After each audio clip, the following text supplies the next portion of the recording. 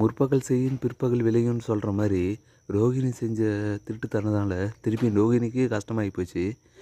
சிறகடிக்க ஆசை சிறு நேயர்கள் அனைவருக்கும் வணக்கம். இன்றைக்கான எபிசோடில் என்னென்னலாம் இன்ட்ரெஸ்டிங்காக நடக்க போகுதுன்றதை நாம் இந்த வீடியோவில் பார்க்கலாம். அதுக்கு முன்னாடி நீங்கள் நம்ம சேனலுக்கு ஃபஸ்ட் டைம் வரீங்கன்னா மறக்காமல் சப்ஸ்கிரைப் பண்ணிட்டு வந்துருங்க. கூடவே பெல் பட்டன் அழுத்துங்க. அப்போ தான் நான் போடுற ஒவ்வொரு உங்களுக்கு நோட்டிஃபிகேஷனும் வரும். வாங்க இப்போ வீடியோக்குள்ளே போகலாம். இருந்துக்கிட்டு அண்ணாமலை காசு கொடுக்குறேன்னு சொன்ன உடனே ரொம்ப டென்ஷன் ஆகிறாங்க. நீங்களாம் எனக்காக யாரும் காசு கொடுக்க தேவையில்ல, என்னால் யாரும் கடங்காரனாக தேவையில்ல, நானே கடத்தை அடிச்சிட்றேன் அப்படின்னு சொல்லிட்டு கோவமாக ரூமுக்கு போயிடுறாங்க. ரூமுக்கு போனவங்க பார்த்தீங்களன்னா மனோஜ்கிட்ட ஃபஸ்ட்டு காசு கேட்குறாங்க. ஆனால் மனோஜ் இருந்துக்கிட்டு என்கிட்ட காசு அவ்வளோவா இல்லைம்மா அப்படின்ற மாதிரி சொல்லிடுறாங்க. உடனே ரோகிணியை கேட்குறாங்க. ரோகிணியுமே வந்து என்கிட்ட எதுவும் இல்லை அத்தை அப்படின்ற மாதிரி சொல்லிடுறாங்க. அதுக்கு சரி உங்கள் அப்பாவுக்கான கேளு, இல்லைனா மலேசியாவுக்கு டிக்கெட் போடு, நம்ம போயிட்டு உங்கள் அப்பாவை பார்த்துட்டு அப்படியே காசு கேட்டு வாங்கிட்டு வரலாம் அப்படின்ற மாதிரி சொல்கிறாங்க. இதை கேட்ட ரோகிணி வந்து ரொம்ப ஷாக் ஆகிறாங்க. என்னது அப்பா கிட்டயா?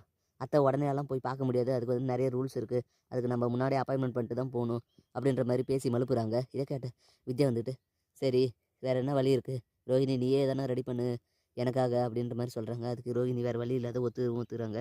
ஒத்துட்டு இவங்க பார்த்தீங்கன்னா மனோஜ் நீயே தானே எனக்கு ரெடி பண்ணி கொடு, நான் எதனா பார்த்து அத்தைக்கு கொடுத்துர்லாம் அப்படின்ற மாதிரி சொல்கிறாங்க. ஏய் நான் அதுக்கு தான் வந்து என்கிட்ட இல்லைன்னு சொல்லிவிட்டேன், நீயும் அப்படியே சொல்ல வேண்டியதானே, உன்னை யார் தரேன்னு சொல்லி ஒத்து சொன்னது அப்படின்ற மாதிரி கேட்குறான் மனோஜ். அதுக்கு ரோஹிணி இருந்துட்டு சரி நானே ஏதோ ஒன்று பண்ணுறேன், என் சேவிங்ஸ்லேருந்து எடுத்து கொடுக்குறேன், பத்தலைன்னா என் தாலி செயின் எதை வச்சு அடகு கொடுத்துட்றேன், நீ எப்படியானா பொறுமையாக மீட்டு கொடுத்துரு அப்படின்ற மாதிரி சொல்கிறாங்க. சரின்னு சொல்லிட்டு ரோகிணியுமே வந்து வெளியே வந்துட்டு காசு ரெடி பண்ணுறாங்க. ரெடி பண்ணிவிட்டு ஏதோ ஒரு பண்ணி 3 லட்சத்தை வித்யா கிட்ட கொடுத்துட்றாங்க.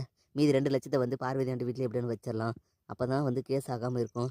அந்த காசு வைக்கலன்னா ஒருவேளை போலீஸ்க்கு இது போயிட்டு நான் தான் மாட்டுவேன் அப்படின்ற மாதிரி யோசிக்கிறாங்க. அதுக்காக பார்த்துட்டிங்கன்னா பார்வதி வீட்டுக்கு போயிட்டு பார்வதி கிட்ட பேச்சு கொடுத்துட்டு சரி நான் கொஞ்சம் ட்ரஸ்ட்டாக இருக்குது, நான் மேலே போய் காப்பி போட்டு எடுத்துன்னு வரேன் அப்படின்ற மாதிரி சொல்லிட்டு ரூமுக்கு போகிறாங்க.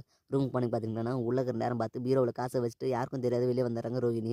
வெளியே வந்து பார்த்துட்டிங்கன்னா டீ குடிச்சிட்டு சரி அத்தை நான் கிளம்புறேன் அப்படின்ற மாதிரி சொல்லிட்டு வீட்டை விட்டு கிளம்பி போயிடுறாங்க.